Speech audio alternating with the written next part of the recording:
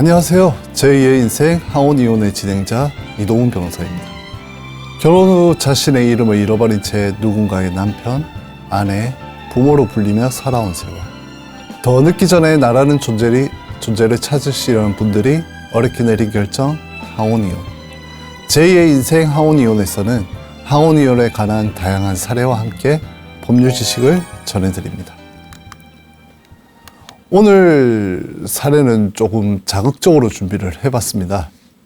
유흥주점과 얽힌 이혼 사례, 이렇게 제가 정리를 좀 해보겠습니다. 일단 첫 번째 케이스입니다.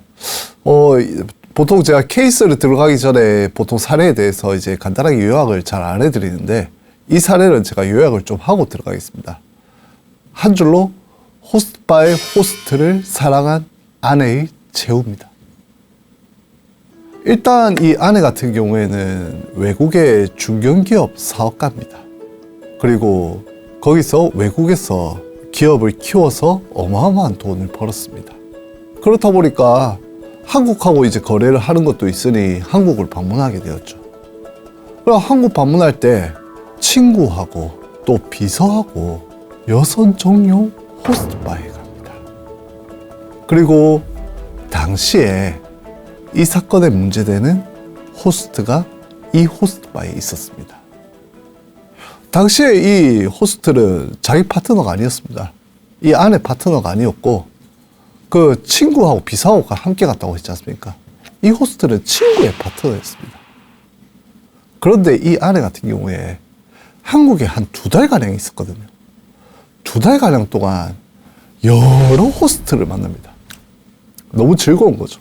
이 호스트바가 재밌고, 그리고 이 호스트들한테 고가의 명품을 한 개씩 선물을 계속 해줍니다. 예를 들어 갖고 어떤 호스트한테는 명품 신발하고 의류를 선물을 해줬는데, 관계가 또 안 좋아지니까 또 다른 호스트한테 거의 1,000만 원 가량의 시계, 거의 뭐 다 머릿속에서 지나가시죠, 시계 종류가. 그리고 의류도 선물을 해줍니다. 그런데 또 관계가 안 좋아지니까 또 다른 호스트한테다가 명품 지갑을 선물해주는 이런 형태를 보냅니다. 그래서 이제 거의 2달간 이렇게 한국에서 열심히 놀고 돈 쓰고 하다 보니까 몸에 병이 안 날 리가 있겠습니까? 결국은 2달 뒤에 몸에 병이 나서 입원을 합니다. 이때 문제되는 그 호스트가 등장을 합니다. 그래서 이 호스트가 이 병원에 찾아와갖고 아내를 간호하기 시작합니다. 아내가 생각해보니까 다른 호스트들은 뭐 선물만 받고 도망가고 관계 안 좋아지고 내가 아무리 돈을 쏘아보아도 버리는데, 얘는 저를 아내 아프다고 하니까 병원까지 찾아와 간호를 하네? 그래서 얘한테 마음을 주고 교제를 시작을 합니다. 이 아내가 교제를 시작하는데 제가 뭘 했습니까? 외국의 중견기업을 키워낸 사업가라고 했지 않습니까? 그러다 보니까 어마어마한 경제적 지원을 합니다. 이 호스트한테. 일단 치질 수술 병원비를 대납을 합니다. 그리고 5개월간 한 달에 300만 원씩 생활비도 줍니다. 그리고 특히 이 호스트들이 문제가 뭐냐? 항상 빚이 있습니다. 이 빚을 갚겠다는 명목으로 거의 1,000만 원 가량을 대신 갚아줍니다. 이 호스트한테 돈만 쓴 게 아닙니다. 이 호스트 부모님한테 또 돈을 씁니다. 어떤 걸 쓰냐? 이제 뭐 나이가 좀 있었겠죠. 호스트도 나이가 있으니까 부모님 나이로 오죽 많겠습니까? 임플란트 수술 비용을 대신 내줍니다. 그리고 용돈도 1,000만 원 줍니다. 그리고 심지어 이 호스트한테 자기 법인 카드도 아니고 개인 신용카드, 한도 없는 신용카드를 지급을 합니다. 그리고 이 호스트 이제 원룸 살아야 되는데 임차 보증금도 지급해주고, 그 다음에 통신요금도 대신 내줍니다. 이렇게 호구처럼 사는데 호스트 또 이렇게 이야기하겠죠. 보통 호스트는 이야기합니다. 여기 생활 너무 힘들어서 이제 청산하고 싶습니다. 누님께서 저를 좀 도와주시면 안 될까요? 여기에 또 아내가 깜빡 넘어갑니다. 그래서 호스트가 이제 자식생활 청산하고 싶다 하니까 호스트가 이제 컴퓨터 학원 등록비 대주세요. 수영 강습비 대주세요. 요트 자격증 강습비 대주세요. 이러니까 이 아내가 전부 다 대줍니다. 그리고 그것만 줬냐? 그게 아닙니다. 이전에 호스트들한테도 명품 지갑하고 선물 줬지 않습니까? 요 호스트한테도 어마어마하게 줍니다. 무려 10개 넘는 명품 고가의 선물을 주는데 그 중에 커플링하고 커플 시계도 있습니다. 생각나신 거 있지 않습니까? 그리고 이 호스트 부모님께 명품 지갑 및 가방으로 거의 500만 원 가량의 선물도 합니다. 그리고 호스트가 더 나아갔고 자기 동생을 딱 어느 날 소개를 해줍니다. 서로 가족끼리 인사한다고 소개해주냐? 그게 아닙니다. 소개해주면서 뭐라 하느냐? 누님, 저 쪽팔려서 못 살겠습니다. 차 좀 하나 사주세요. 이럽니다. 근데 제가 누님도 알다시피 내가 지금 좀 신용불량자지 않습니까? 그러니까 내 동생 명의로 차 좀 사주시면 좋겠습니다.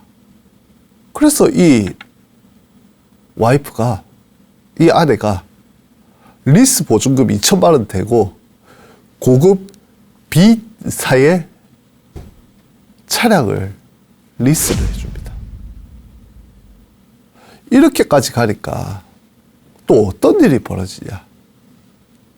결국은 아내가 이 호스트한테 푹 빠져가지고 외국에 있는 남편하고 협의이혼을 해버립니다.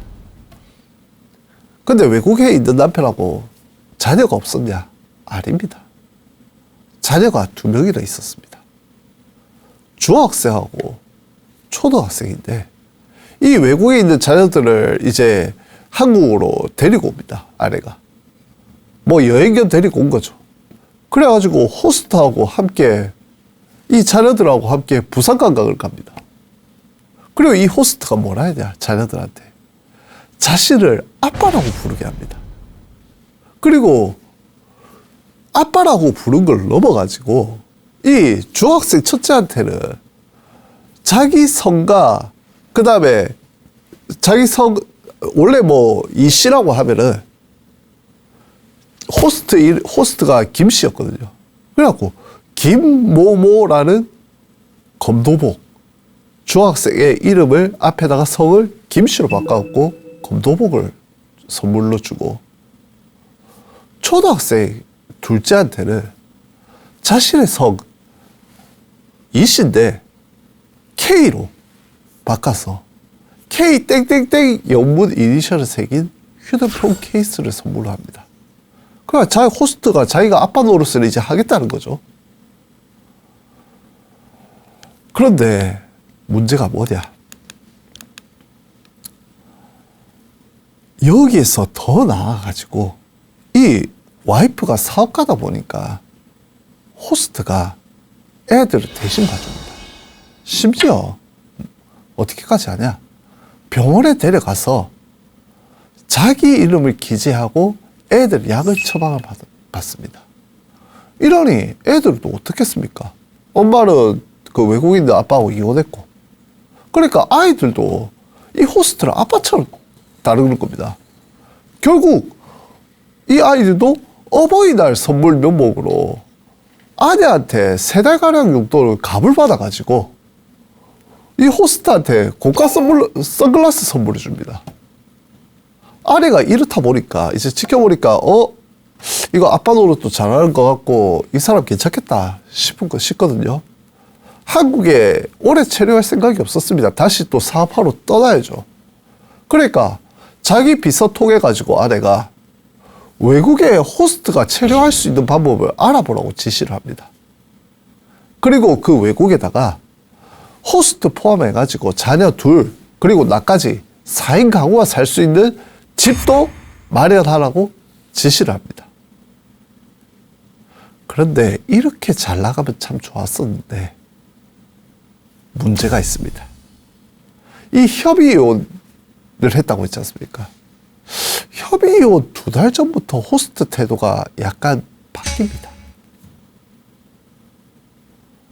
그리고 이 와이프가 협의 이혼하고 난 뒤에는 갑자기 와이프가 마련한 원룸에서 호스트가 가출을 해버리고 와이프 연락도 안 받습니다. 물론 그 와중에도 가족여행 경비하고 계속된 경제적 지원 요청도 하고 자녀한테 선물도 하는데 와이프 연락을 잘 안 받습니다. 이러다 보니까 아내가 이제 결국 이 호스트가 이거 좀 꺼림칙한데 싶으니까 호스트를 미행을 합니다. 그래서 주거지를 알아내고 호스트의 집에 쳐들어가서 너가 나한테 이럴 수가 있냐 하면서 줬던 선물들을 들고 나옵니다. 그 집에 누가 있었냐? 당시 그 호스트의 전 여자친구하고 호스트가 같이 있었습니다. 이러다 보니까 아내가 이제 자기를 속았단 마음이 들겠죠. 그래서 아내가 이 호스트를 상대로 진정으로 혼인할 의사가 없으면서 혼인할 것처럼 나를 기망해가지고 고가 명품 및 생활비 등 금품을 교부받았다는 취지로 경찰서에다 사기 혐의로 호스트를 고소를 합니다. 근데 어떻게 됐겠습니까? 무혐의 났습니다, 이거 쉽게 사기 성립 안 됩니다. 이 아내가 고소를 하니까 호스트 어떻게 하겠습니까? 아내 집을 쳐들어왔다 했잖아요. 그리고 선물도 두고 내가 준 선물 주고 나면 내 거 아닙니다. 주고 나면 내 거 아니에요. 주고 나면 받은 사람 겁니다. 함부로 들고 오면 안 됩니다. 그래서 호스트가 뭘로 고소를 하냐? 주거 침입하고 선물 협박해서 들고 왔다고 공갈로 고소합니다. 그럼 아내 그것 때문에 기소됐습니다. 그래서 아내가 결국 어떻게 하냐? 법원에다가 이렇게 청구를 합니다. 호스트하고 나하고는 약혼한 사이다. 그래서 약혼 뇌물로 또는 약혼과 관련해서 8,300만 원 가량을 1억 8,300만 원 가량을 지원했다. 그런데 약혼이 호스트 잘못으로 파기됐다. 그래서 약혼 호스트의 잘못으로 파기됐으니까 약혼 해제 또는 증여계약의 해제 조건 성취를 원인으로 내가 준 돈과 물건을 모두 원상회복으로 반환해라 라고 법원에 청구합니다. 그리고 또 뭐라고 주장하냐? 아까 그 무혐의 난 거 그대로 주장합니다. 혼인할 의사가 전혀 없으면서 혼인할 것처럼 기망해서 편취한 돈이니까 사기에 의한 증여계약 취소를 주장을 합니다. 그래서 이를 반환해야 된다. 법원에다가 1억 8,300만 원 가량을 반환하라. 얼마나 많이 줬습니까? 라고 청구를 합니다. 여기에 대해서 이제 법원이 어떻게 판단을 하냐? 일단 약혼 해제 또는 증여계약 해제 조건 성취 주장에 대해서 이렇게 판단합니다. 물론 자녀한테 호스트가 아빠라 부르라고 하고 서로 선물도 주고받고 친밀하게 교류한 거 맞다. 또 아내가 호스트한테 호스트를 데리고 와서 외국에서 함께 살기 위한 방법도 강구하고 남편하고 호스트하고 이제 결혼하려고 이혼한 사실도 있고 그 다음에 채무 변제적 호스트 생활 청산 위해 갖고 금전적 지원도 하고 그 호스트 부모한테 고가 명품 선물도 하고 이러한 아내가 혼인을 전제로 진지하게 교제하고 이거를 적극적으로 기대하고 희망했다는 것을 법원이 인정을 한다라고 했습니다. 다만 지금부터가 문제입니다. 호스트 같은 경우에는 이 판사님이 요거를 잘 아시는 것 같습니다. 호스트 같은 경우에는 스폰서 관계에 있어서 경제적 지원이나 고가 명품 선물하는 일은 비일비재합니다. 그리고 아까도 말씀드렸지 않습니까? 어떤 호스트한테 돈 주고 관계 소원해지니까 또 선물 주고 또 관계 소원해지니까 선물 주고 아내가 이 호스트뿐만 아니라 이전에도 다른 호스트한테 고가의 선물을 엄청 많이 줬습니다. 그리고 이 아내 같은 경우에 호스트하고 교제하는 중에 이혼했습니까? 안 했습니다. 교제하고 한참 뒤에 이혼을 했습니다. 그래서 법원이 이걸 지적을 합니다. 호스트와 교제 중에 아직 이혼하지 않았다. 그래서 이걸 봤을 때 확정적으로 이혼을 전제로 결혼하기로 하는 진지한 의사 합치가 없다고 보인다. 그리고 너 이혼도 안 했는데 무슨 약혼이냐. 약혼이 성립이 됐다고 하더라도 법적으로 보호할 가치가 없는 약혼이다 라고 이야기합니다. 왜? 그래서 이게 약혼이 아니다. 또 제가 부모한테 잘 들어보십시오. 앞에 잘 들어보십시오. 부모한테 선물만 줬다 했습니다. 상견례도 없었고요. 예식장 예약도 안 했고요. 혼수품 구입도 없었습니다. 결혼을 위한 어떠한 준비도 없었을 뿐더러 이 부모를 얼굴을 한 번도 본 적이 없습니다. 이 아내가. 동생은 봤을지 몰라도. 부모한테 선물만 줬을 뿐 대면한 적이 한 번도 없습니다. 이게 무슨 결혼을 위한 준비입니까? 그리고 선물. 아까도 말씀드렸지만 뭐 고가 명품의 뭐 지갑, 뭐 가방, 옷. 이게 약혼 예물 내지 약혼과 관련하여 수수된 걸로 볼 수 있냐라고 해서 볼 수 있냐라고 법원이 의문을 제기했습니다. 왜? 커플링하고 커플시계도 있잖아. 이 커플링하고 커플시계 법원이 이렇게 판단했습니다. 커플링하고 커플시계는 현대 사이에서 교제하는 사이에 흔히들 주는 거다. 그리고 일반적으로 너무 저희 청취자분들이 결혼을 한 지 오래되셔가지고 잘 모를 수도 있겠다는 생각이 드는데 일반적으로 커플링과 커플시계 구입을 할 때 한쪽 일방이 돈을 댑니까? 일방이 돈을 내지는 않죠. 내가 그걸 사면은 다른 한쪽에서는 보답용으로 다른 걸 주지 않습니까? 이게 아내가 모두 구입했습니다. 호스트가 준 건 없어요. 그래서 법원이 이걸 지적을 합니다. 이게 바로 기형적 교제다. 말 한마디로 기형적이다. 기형적 교제를 반증하는 거기 때문에 너희는 약혼이 아니다. 교제기간 7개월에 불과하고 혼인 성립에 진지한 신뢰를 부여한 적이 없다. 라고 법원이 판단을 합니다. 그래서 마지막 결론적으로 뭐냐? 아내가 호스트한테 준 것은 호감 표시 및 적극적인 구의 일환으로 무조건적으로 중요한 거지 약혼과 관련된 것이 아니다. 반환 안 해도 된다. 라고 판단합니다. 또한 사기에 의한 증여계약 주장에 대해서도 뭐라고 했죠? 무혐의가 났다고 했지 않습니까? 그걸 근거에 갖고 아내 주장 기각했습니다. 결론적으로 아내가 결국 호스트한테 돈 다 주고 선물 다 주고 호스트가 쌩 까버리니까 돈을 못 받게 된 상황이 된 겁니다. 그러면은 남는 게 뭡니까? 남편하고 이혼했죠. 아이들한테는 마음의 상처가 남아있죠. 결국은 호스트 같은 거 만나는 거 아닙니다. 얘들은 애정을 파는 애들이지 애정을 갈구하는 애들이 아닙니다. 결국은 목적이 돈입니다. 애정을 팝니다. 이번 사례는 한 줄 요약하면은 노래방 도우미야 바란다 아이까지 낳은 남편의 최후입니다.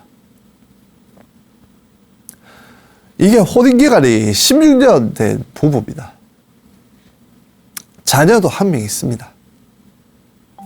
남편은 회계사였고 아내는 증권회사에 근무하고 있었습니다. 그래서 아내의 친구의 소개로 인해 가지고 미팅에 만나고 서로 반해서 결혼에 이르렀습니다. 결혼하고 난 뒤에 한 2년이 지나고 나서 아내가 이렇게 말합니다. 이제 서울이 살기가 너무 빡빡하니까 차라리 부산으로 내려가가지고 우리 집 있는 부산 내려가갖고 회계사무소 운영하는 건 어떠냐 라고 남편한테 물어봅니다. 왜냐? 남편 집에서 반지하집을 구해줬거든요. 당시 남편 집이 그렇게 잘 사는 집은 아니었습니다. 남편이 회계사로 그냥 돈을 많이 벌 뿐 시작할 때가 너무 힘드니까 결국 부산으로 내려가게 됩니다. 그냥 아내가 계속 이렇게 닥달을 하니까 남편도 어쩔 수 있습니까? 그리고 결국 부산에 내려와갖고 회계사무소를 개업을 했습니다. 그런데 이렇다 보니까 부산을 비하하는 것은 아니지만은 남편이 이제 회계사무소를 개업을 하다 보니까 뭐 영업을 뛴다는 목적으로 술집 아가씨들과 2차례 다녀오는 일이 부쩍 늘어납니다. 그리고 이러다가 혼인 10년 차에 룸사롱 마담하고 부정행위를 하기 시작합니다. 그런데 이거를 아내가 언제 알았냐? 혼인 12년 차에 알게 됩니다. 어떻게 알게 됐냐? 당시에 이 아내가 자궁암 수술을 받았습니다. 그래서 남편이, 그리고 자녀 같은 경우에는 캐나다에 어학연수를 가 있었습니다. 그래서 남편이 아내한테 이렇게 이야기합니다. 수술 받고 몸조리도 할 겸, 그리고 캐나다에 있는 애도 좀 케어할 겸, 자기가 캐나다 가갖고 애 좀 케어하고 몸조리 좀 해라. 그래서 아내가 듣다 보니까 남편이 이제, 자기를 이제 좀 뭐랄까, 배려를 한다고 생각이 들겠죠. 애들도 신경을 쓴다고 생각이 들고. 그래서 이제 아내가, 감동받고 캐나다에 이제 넘어갑니다. 캐나다에 넘어가갖고 이제 어학연수니까 그렇게 오래 하진 않지 않습니까? 그리고 중간에 이제 아내도 이제 한국에 일이 있으니까 한 석 달 뒤에 집으로 쓱 돌아옵니다. 근데 집에 딱 들어보니까 집에 들어와서 이제 자기 일하려고 옷을 딱 옷장을 여는데 자기가 아끼는 옷이 몇 개가 없는 겁니다. 그리고 자기 옷장 옆에 남편 옷장이 있는데 남편 옷장 열어보니까 남편 명품 넥타이하고 시계하고 벨트가, 남편이 항상 차고 다니던 명품 넥타이하고 시계하고 벨트가 없어진 겁니다. 그럼 이 아내가 깜짝 놀라겠죠. 집에 도둑이 들었나? 내 옷은 그렇게 비싼 게 아닌데? 그래도 내 비싼 명품 옷들도 사라지고. 그래서 이 아내가 경비실에 찾아갑니다. 아저씨, 혹시 저희가 집을 비우는 동안 도둑이 든 것 같은데 혹시 아는 거 없으신가요? 뭐 이 아파트 단지에 도둑이 들었다는 최근에 말 없었어요? 그 경비 아저씨, 이 아주머니 뭐라 하십니까? 아주머니, 누구십니까? 그 아저씨하고 같이 들어오시던 긴 머리 여자, 머리 자르셨습니까?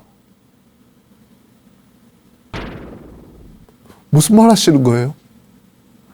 웬 긴 머리 여자가 그 사장님하고 집에 들어왔던데, 내가 말 잘못했나? 어쨌든, 뭐 도둑은 없었습니다. 이 말을 듣는 겁니다. 그러니까 아내가 이제 놀라는 거죠. 3개월 동안 난 없었는데? 긴 머리 여자? 누구냐? 그 룸사롱 마당이었습니다. 남편은 이제 혼인 13년 차부터 회사 업무 핑계로 이제 무조건 외박을 합니다. 와이프는 그냥 모르는 척 있습니다. 그리고 거의 1억 원 가량을 룸사롱 마담한테 지급을 합니다. 룸사롱 마담 혼인 14년 차에 거의 몇 년을 만났습니까? 4년을 만났습니다. 결국은 자기가 정신이 안 되니까 아내한테 전화를 합니다. 그러면서 너 남편이 나하고 바람 피고 있는 거 알고 있냐? 왜 남편은 너한테 아무런 애정이 없는데 왜 안 헤어져 주는데 이혼 좀 해주라 라고 하면서 욕설을 합니다. 그럼 아내가 이제 참다가 이제 결국은 저 상간녀가 저 룸사롱 마당에 전화 와갖고 자기를 괴롭히니까 결국은 폭발해버립니다. 그때부터 매일 부부싸움 시작하는 겁니다. 그 남편도 성깔이 있다 보니까 아내 팔을 막 주먹으로 3회 가격하고 무릎으로 아내 무릎 가격해갖고 아내가 거의 전치사주 진단받기도 합니다. 이 과정에서 또 뭐냐? 아내가 열받아갖고 당신 정신 차리라. 룸사롱 마당 같은 창녀 같은 거 만나고 자빠져 있노. 그녀는 창녀야! 라고 하자. 이제 이 남편이 아내 멱살을 잡고 룸사롱 마담 찾아가고 무릎 꿇고 사과하라고 합니다. 아내 자존감이 엄청 무너지겠죠. 안 그렇겠습니까? 멱살 잡고 룸사롱 마담 찾아가고 무릎 꿇고 사과하라고 합니다. 아내한테 욕설한 그 여자한테. 남편의 부모 어떻게 했냐? 시부모들 혼인 15년 차에 이 사실을 알게 됩니다. 그래서 결국 아들내미를 계속 나무랍니다.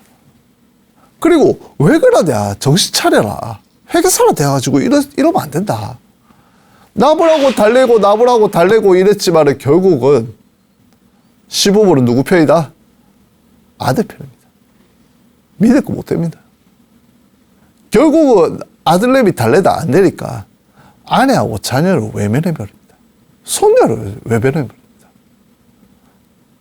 그리고 아내하고 자녀가 우리 집에 없는 사람이다 라고 취급을 해버립니다. 결국 이 남편 15년 차에 아내하고 별거하고 오피스텔 구해가지고 룸사롱 마담과 살기 시작합니다. 그러면서 이 남편이 뭔 짓을 하냐? 아내한테 이혼을 요구하기 시작합니다. 왜? 자기가 바람핀 사람이니까 이혼 청구하면 아내가 이혼 동의 안 하면 기각이거든요. 우리나라는 파탄주의가 아니고 유책주의라고 했지 않습니까? 그래서 이 남편이 뭔 짓을 하냐? 집에 찾아가고 발로 문차면서 행패 부리고 차에다가 망치하고 펜치 있지 않습니까? 그거 넣어 다니는 거 사진 찍어갖고 보냅니다. 이 사건 당시에 간통죄가 아직 있었거든요. 간통죄가 생각보다 최근에 없었습니다. 이거 간통죄가 보통 2018년에 없었습니다. 그래서 이 아내가 남편하고 그 룸사롱마다 간통죄로 고소를 합니다. 남편하고 룸사롱마다 당시에는 구속이 됐겠죠. 근데 문제가 뭐냐? 이 룸사롱 마담이 임신을 하고 있었습니다. 그래서 이 구속된 상태에서 남편의 애를 출산을 합니다. 남편이 결국 이 간통죄로 고소되고 난 뒤에 결국 예전에는 거의 대부분 집행유예였으니까 집행유예를 받고 남편이 나왔는데 이 룸사롱 마담도 구속이 돼가지고 딸을 출산한 걸 알게 됐지 않습니까? 감옥을 나와가지고 결국은 얘들은 나하고 같이 못 있을 사람이라면서 아내하고 자녀가 살고 있는 아파트를 처분해버립니다. 아내가 부랴부랴 전셋집을 구해갖고 나왔는데 뭐 경제력이 없다 보니까 생활비 부족으로 계속 보증금에서 계속 월세를 공제하는 생활을 계속하고 있었습니다. 그래서 이 아내 또 가만히 있냐? 가만히 있지 않습니다. 남편을 알선수재 등으로 고소를 합니다. 회계사를 하면서 약간 좀 남편이 무리한 부분 아니면 불법적으로 한 부분이 있다는 거 아내가 알고 있었던 거죠. 그래서 남편이 결국은 그 알선수재에 고소당한 거에 있었고 징역 10월 집행유예 2년 7,500만 원을 추징을 당합니다. 가장 중요한 것은 공인회계사 자격이 4년간 날아갔습니다. 이래서 아내가 이 상황에서 이혼을 청구를 했습니다. 그리고 남편도 아내가 이혼 청구하니까 얼씨구나 좋다고 반소를 했습니다. 이혼 반소를 넣었습니다. 이 상황에 대해서 법원이 이렇게 판단을 합니다. 일단은 아내하고 남편 4년간 별거하면서 서로 본소하고 반소하고 서로 이혼을 원하고 있으니까 일단 파탄, 너희 혼인은 파탄된 거 인정.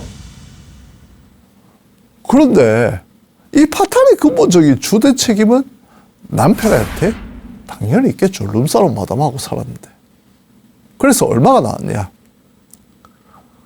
이게 2006년 8년가 그렇습니다. 위자료 7천만 원 나왔습니다. 당시에. 그리고 남편 반소 청구에 대해서 남편이 뭐라고 반소를 청구했냐? 아내가 독단적이고 배타적인 성격 갖고 있고 성관계 거부하고 호린 초부터 시댁 무시한다. 법원이 그냥 한마디로 정리했습니다. 너가 말하는 거 입증이 하나도 안 됐다.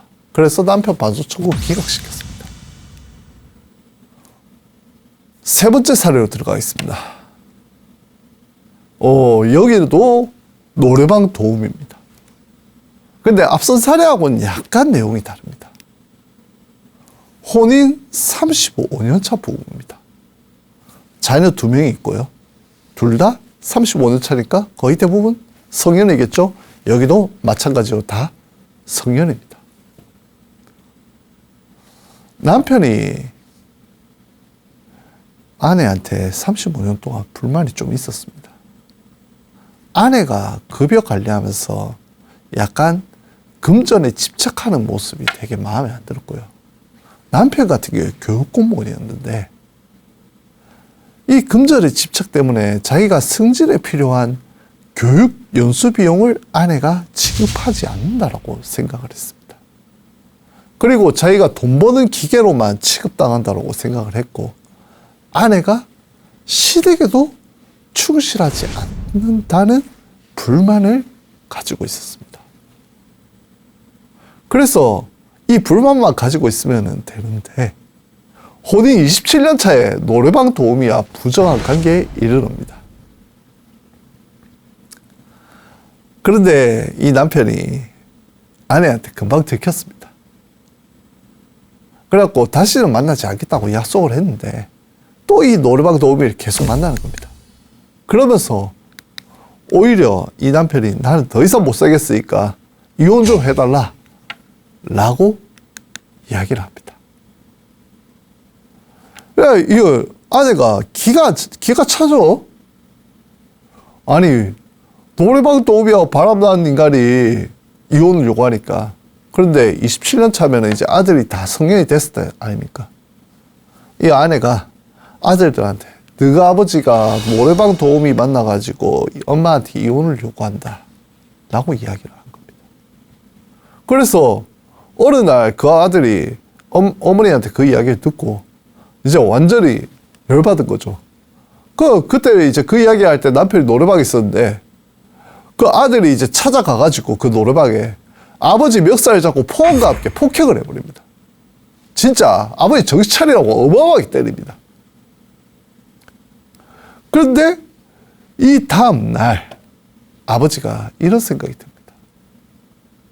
이 아내가 얼마나 내 아들들한테 부정적인 감정을 주입을 했으면은 이놈의 아들내미가 아빠를 찾아와갖고 때리고 욕설을 하냐. 야, 내가 잘못한 게 아니고 이 아내가 잘못한 거다. 당신 때문에 내가 못 살겠다. 그리고 내가 인생을 진짜 헛살았다. 아들한테 처맞고 살고 있다니. 이런 충격, 아들한테 받은 폭행에 대한 충격하고 이 자괴감 때문에 결국 가출을 해버립니다. 이 남편이 가출하고 나면은 아내가 잡아야 되지 않습니까? 어떻게 하냐? 이 아내도 성깔이 있습니다. 남편이 근무하는 학교에 찾아가갖고 남편 차에 있던 남편 물건들 주차장 바닥에다 다 던져두고 남편 차 끌고 가버립니다. 그리고 교장 교감을 따로 만나가지고 이 남편이 불륜하고 있다. 노래방 도우미 만나고 바람피고 있다. 라는 이야기를 합니다. 그래갖고 거의 한 1년간 남편 가출이 있었습니다. 이렇게 1년간 남편 가출이 있다가 남편이 결국은 뭐 주변들 설득도 있고 뭐 아내가 설득한 건 아닙니다. 주변에서 막 설득을 하고 아유 그래도 이제는 집으로 들어가야지 싶어갖고 1년 뒤에 집으로 들어갔습니다. 구체적으로 왜 들어갔는지 저도 지금은 알 수가 없습니다. 근데 제가 알기로 그때 주변의 설득으로 인해 가지고 이 남편이 이러한 선택을 했던 걸로 제가 알고 있습니다. 근데 집에 들어갔는데 집이 좀 이상합니다. 자기 서재에 자기가 교육공무원으로 있으면서 30년 동안 모아놓은 전공 서적이 있었는데 이게 하나도 없는 겁니다. 그리고 이런 생각이 계속 드는 겁니다. 가족들이 내가 돌아오는 걸 반기지 않는구나. 나는 이 집에 없는 사람이구나. 남편이 돌아왔는데 아내가 무시하고요. 아들들도 인사를 안 합니다. 그래갖고 결국은 아내한테 남편이 나 이렇게 못 산다. 나 좀 이혼해도 라고 하는데 이 아내가 당신 딸 결혼식 마치면 내 이혼해 줄게. 당신이 계속 그러니까 딸 결혼식 마치면 내 이혼해 줄 테니까 지금 이혼해 달라 하지 마라 라고 해갖고 남편이 나 더 이상 못 살겠다. 네 약속 지켜라 하면서 또 가출을 합니다. 그리고 시간이 지나가지고 딸 결혼식이 있었습니다. 뭐 아내가 원하는 대로 아버지 노릇은 다 했습니다. 결혼식 참석하고 딸 손잡고 들어가고 아내하고 화목한 부부처럼 보이고 이거 다 했습니다. 왜? 아내가 딸 결혼식만 끝나면 이혼해 준다고 했으니까. 그래서 딸 결혼식이 끝나고 신혼여행 갔다 오고 조금 있다가 남편이 다시 아내한테 이야기합니다. 이제는 이혼해도 아내가 뭐라고 합니까? 네, 혼자 남아갖고 이제 먹고 살 돈도 없는데 3년 동안 생활비는 주셔야겠습니다. 생활비 주면은 내 이혼해 줄게. 그래서 남편이 100만 원에서 150만 원 매달 생활비 면목으로 줍니다. 그렇게 3년 동안 또 주고 나니까 주고 또 이혼해달라니까 아내가 또 이혼을 안 한다고 합니다. 그래서 남편도 생활비를 끊어버립니다. 이 남편이 혼자 살았냐? 가출하고 난 뒤에. 아닙니다. 노래방 도우미하고 생활했습니다. 약 2,800만 원 가량 노래방 도우미한테 지원도 했고요. 부정한 관계를 계속 지속을 하고 있었습니다.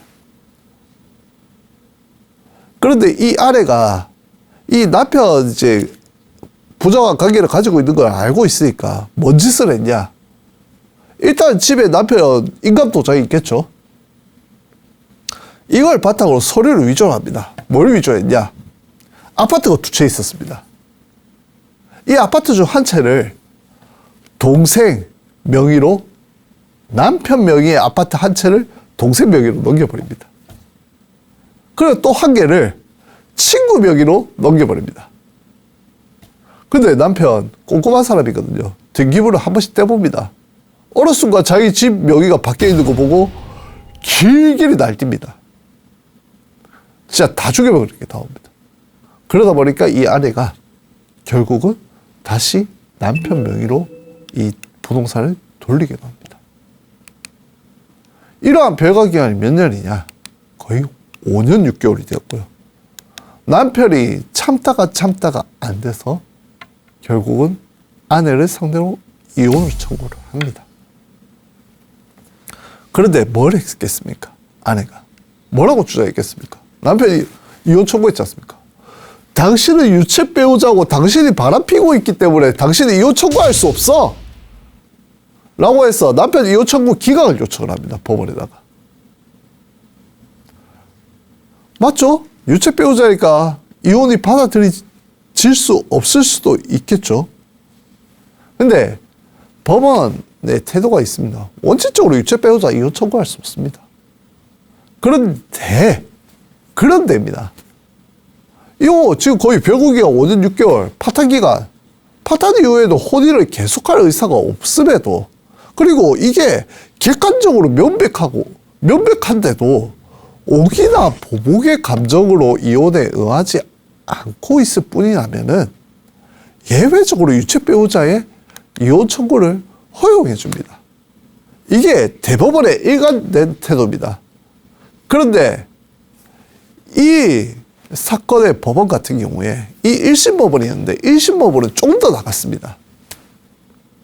일단은 보복이와 오기와 감정도 있지만은 별거 기간이 상당한 장기에 이르렀고, 그리고 둘이서 표명한 의사가 어떤지, 그리고 양쪽이 별거 기간 동안 관계 회복을 위해서 어떠한 노력을 했는지 근데 이걸 봤을 때, 요 두 개를, 요 세 개를 봤을 때, 요 세 개뿐만 아니라 나머지를 또 봤을 때, 부부 양쪽에서 모두 관계 회복의 에너지가 고갈되면서 혼인관계가 더 이상 최소한의 부부 공동생활 정도로 돌아갈 수 없을 만큼 파탄이 이르렀다면, 그리고 이혼이 심리적, 사회적으로 또는 경제적으로 다른 쪽 배우자 또 미성년 자녀한테 심히 가혹한 결과가 예상될 것이 아닌 한 유책 배우자의 이혼 청구도 허용하면 마땅하다는 게 이 법원의 기본적인 논리였습니다. 그래서 이 사안 같은 경우에 5년 6개월간 별거하고 있어서 별거 기간이 상당히 장기죠. 그리고 남편은 그 이전에 이미 아내한테 이혼 5년 6개월 7년 전부터 이혼을 요구하고 있었습니다. 그리고 요 사건 소에 이르기까지 혼인관계 유지할 의사가 전혀 없습니다, 남편은. 그리고 아내 같은 경우에 2차례가량 이혼을 미뤘지 않습니까?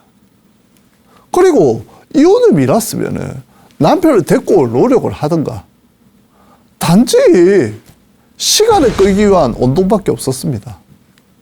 뭔가 부부관계를 회복하겠다? 부부관계를 더 유지하겠다? 남편한테 이제 돌아온나? 아니, 집에 들어갔는데도 없는 사람 취급했는데.